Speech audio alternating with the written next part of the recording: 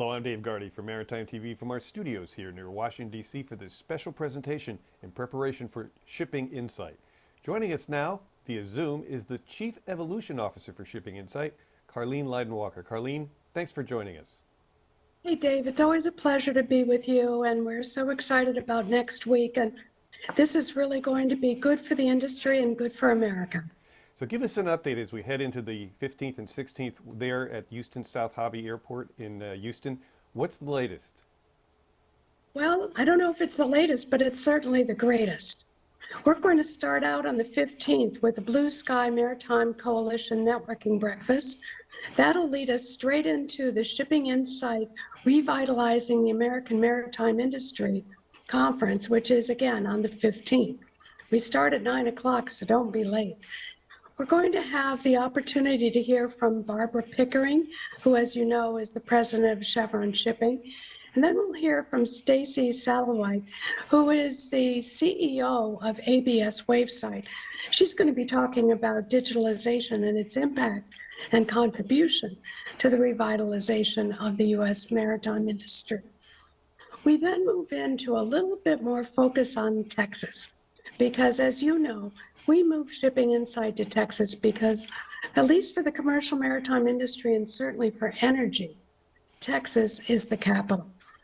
So we're going to have a presentation from the head of the Port of Galveston celebrating their 200th anniversary, Roger Rees, who's going to tell us why and how Galveston has been so instrumental in our nation's history and what it's planning to do to participate in the revitalization.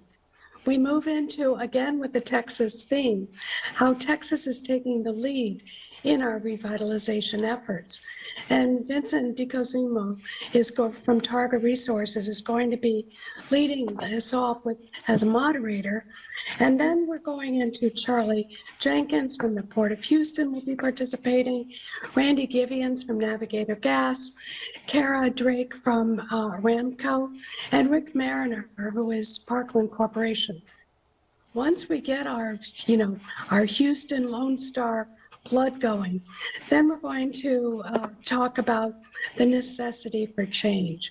And my co-author of 0.4, Rear Admiral Jim Watson, is going to be leading that charge and also moderating the first group of presentations, talking about what are the demand signals. We have a necessity for change, but what are some of the demand signals? So Jonathan Chia from MTI Network is going to tell us about meeting public needs and expectations. Senator Mark Kelly, who is one of the SHIPS Act sponsors, is going to be giving us an update on the SHIPS Act in a video. Ryan Lynch, who is the president of Hanwha Shipping, is going to tell us about the build opportunity. As you know, they chose to build 10 ships at Philly Shipyard, Hanwha Philly Shipyard. And then we're going to have an address on revitalizing the American shipping and impact on energy trading from Utsav Mathur, who's a partner at Norton Rose. So we'll get the legal framework for all the change that we need to see in order to revitalize the maritime industry. We then talk about the supply. Having addressed demand, we're going to talk about the supply opportunities. And Derek Novak of ABS is going to give us sort of the framework and set the stage for some of the innovations that we're seeing contributing to the success of our industry writ large, and particularly in America. We have Sahil Chand, who's the founder of Supremacy, going to talk to us about cybersecurity. Jesse Vecchione, who's with WNI Weather News, is going to talk about efficiency and safety first. In our effort to become more efficient, let's not be more safe, because we can do both. And then we're going to hear from David Cummins, who's the CEO and president of Blue Sky Maritime Coalition, who's going to talk to us about what can we do today and what can we do leading into the net zero by 2050. But there's action we can take today. Followed by Matthias Trojer, who's the president and CEO of Prodigy Clean Energy, who's going to give us the nuclear option. I'm looking forward to that because I think that As Chris Wernicke of ABS once said, there is no net zero without nuclear. So we'll hear from Matthias. And we can't forget our mariners. Maria Kolitsida of Signal Fusion is going to give us a really clean, crisp, effective approach to, we call it operational intelligence, but using AI as an awareness tool for mariner wellness. So that's going to be exciting because this is cutting edge stuff. We are going to feed you. There is going to be a break here. So lunch is hosted by ABS, and then we move into our afternoon program, which is really focusing on innovation. Elizabeth O'Connor, who's the chief counsel for MARAD, will be talking about how MARAD is facilitating change. We'll then jump right into as you know, we have the U.S. Center for Maritime Innovation is being sponsored by MARAD, but it's being, the Secretariat is being run by ABS.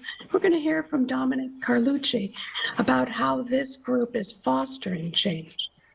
Then we get into more of an innovation, new tech mentality, and Marina Hadjipateras of Trail Mix Ventures will be leading the discussion on charting the future, maritime tech through partnerships and capital.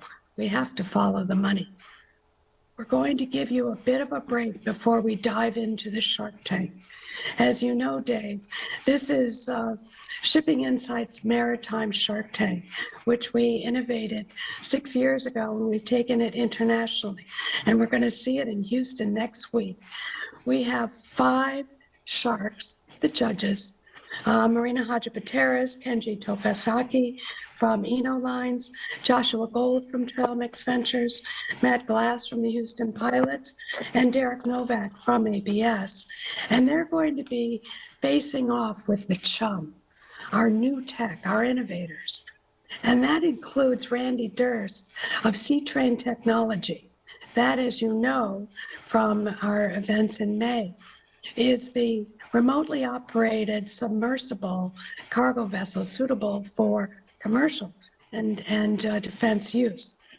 Jeff Douglas, who's the CEO of Mythos AI, will be giving us a great prospect on how tech can work with ports and make them more efficient.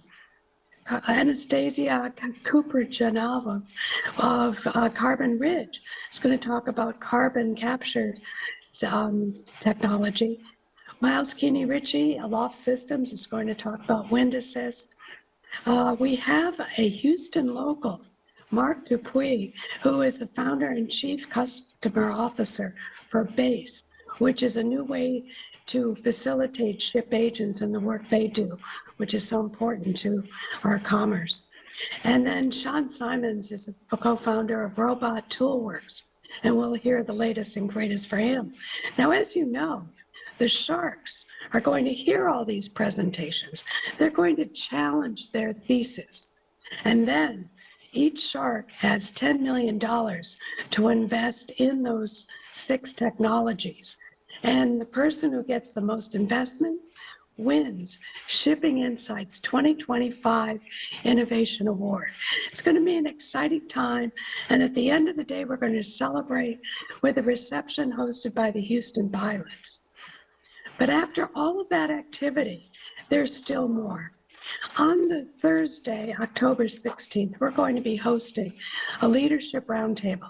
Now, this is by invitation only, and it's being held observing Chatham House rules. So, sorry, Dave, no media invited. But we're going to take the information from Wednesday, and we're going to have some people presenting on various topics on Thursday. And then we're going to break into working groups and talk about what do a SWOT analysis, for instance?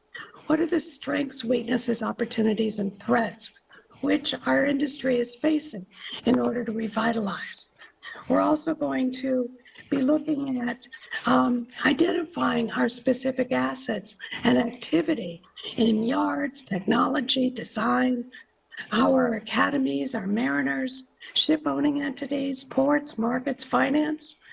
And then meeting our nation's maritime needs, bringing a whole of industry approach to solving the challenges that we're seeing today. At the end of the day, we're going to put down definitive action steps that the group agrees to, and then Jonathan Chia from MTI Network is going to suggest pathways that we can communicate the messaging about the needed change. So a day and a half of a lot of work, and this isn't just going to a conference or going to a roundtable and going back to your day job.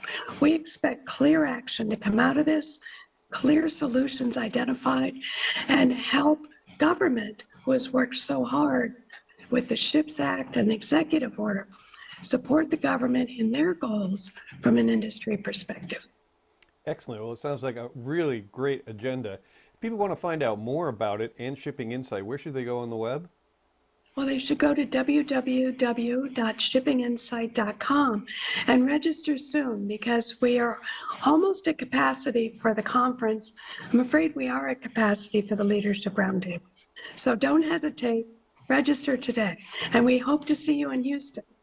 That's www.shippinginsight.com. We've been speaking to Carleen Lyden Walker, who is the Chief Evolution Officer for Shipping Insight. Thanks for joining us, Carleen.